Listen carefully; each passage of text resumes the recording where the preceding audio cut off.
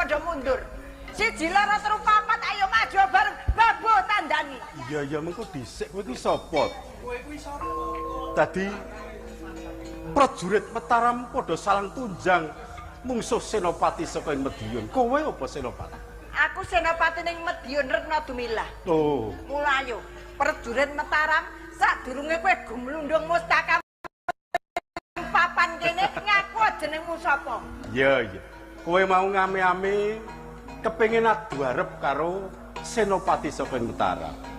Aku penemban senopati saka ing Mataram. Oh, penemban senopati ing Mataram. Iya. Apa ora duwe prajurit kok ratune dhewe maju ning palang? Lah sing kudune takon kaya mengkono kuwi aku. Apa Purabaya wis kentekan prajurit dadi wanita diajokke ning Pabaratan? Ora mergo kentekan prajurit. Nanging iki Retna Dumilah senopati ning Praja Madiun. Aku sing bakal maju ngadepi prajurit Mataram. Aja ming siji loro telu papat 10 20 ayo babuh tandangi. Iya ya sumbarmu kaya bisa mutungke wesi gligen. Sampean ampun ngina dedering wanita. Senadyan aku wanita nanging uga bisa olah kridaning gegawan olah kanuragan. Aku ora ngina. Nanging aku malah ngalembono senopati saka ing Medion. Putri Retna Dumilah kang kawentar asma Putri Dumilah iku kowe. Kanjeng Penemban. Sakmenika kula nyuwun. Praja Mataram kedah manungkul wonten ing Madiun. Ngono karepmu. Iya, manungkul ya manungkul ning rak kabeh iki bisa dirembug. Mboten saged kedah sakmenika. Oh, kudu peperangan. Ya ora apa-apa. Dipun tatar kadek dayane monggo. Wanita ayu linuwe.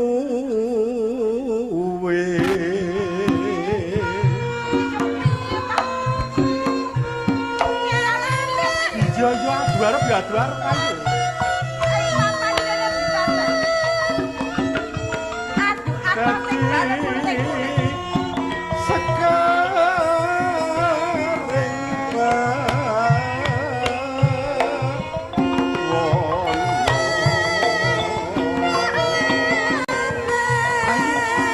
pono aku.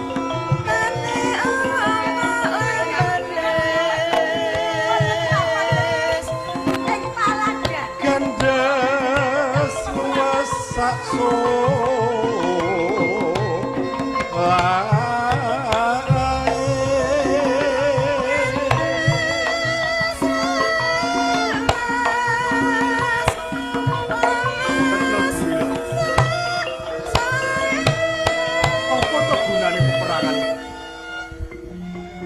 Nganggep Rama Penemban Mas ku mungsuh nanging aku tetep ngajeni marang panjenengane. Aku kepingin Rama Rangga Jumena kepareng rawuh ning Mataram, paring pangestu nggonku ngesuwi para kawula ing Mataram. Nanging Rama Rangga Jumena kedah dados ratu ing tanah. Ular kambang mongso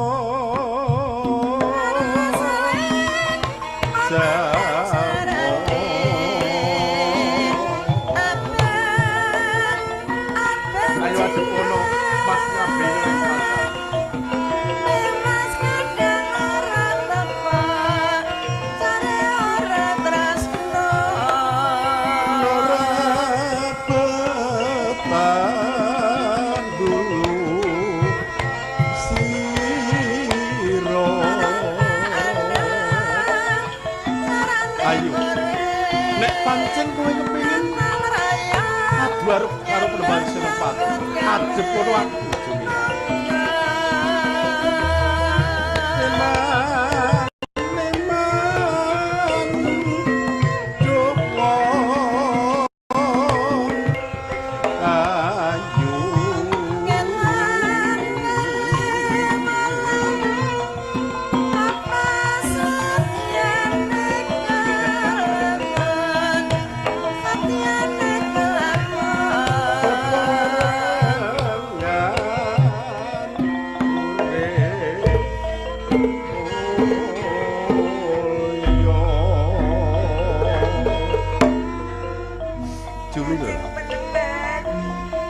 temenane gegayuanku iku luhur.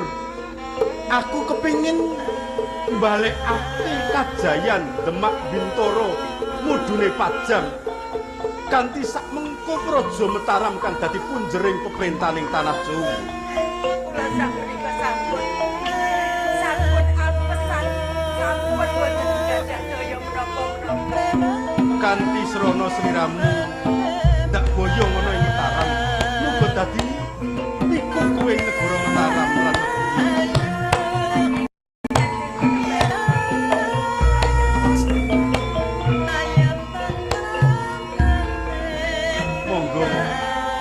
monggo lepat nuwun sih pirasa dalem Kanjeng Panembahan. inggih Kepeksa kula sowan wonten ngersa dalem. inggih Sarening peperangan antawisipun Madiun kaliyan Mataram sampun rampung. Lan Kadipaten Madiun sakmangke sampun kumplang.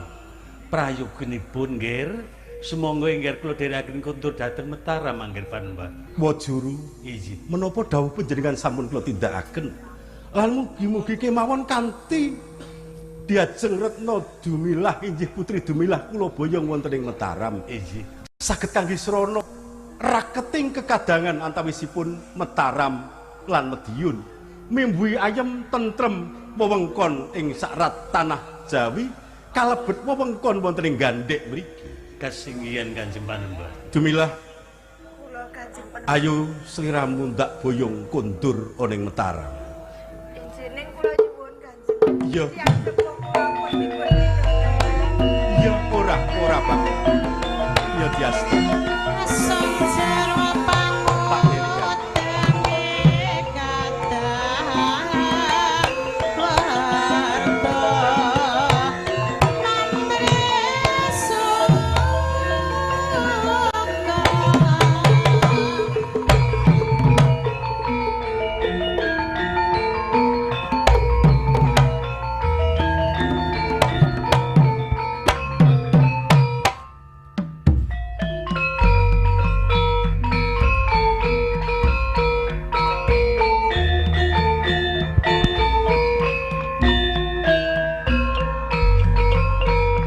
Cekap sepanten Sutarjana Bedoyo pagelaran ketoprak Mataram RRI Ngayogyakarta kanthi lampahan Tundung Madiun Warok Jogorogo. Mugi pagelaran menika saestu saged damel renaning penggalih ilmu sono sugeng pepisahan pinanggih malih tering pagelaran candhaipun. Nuwun.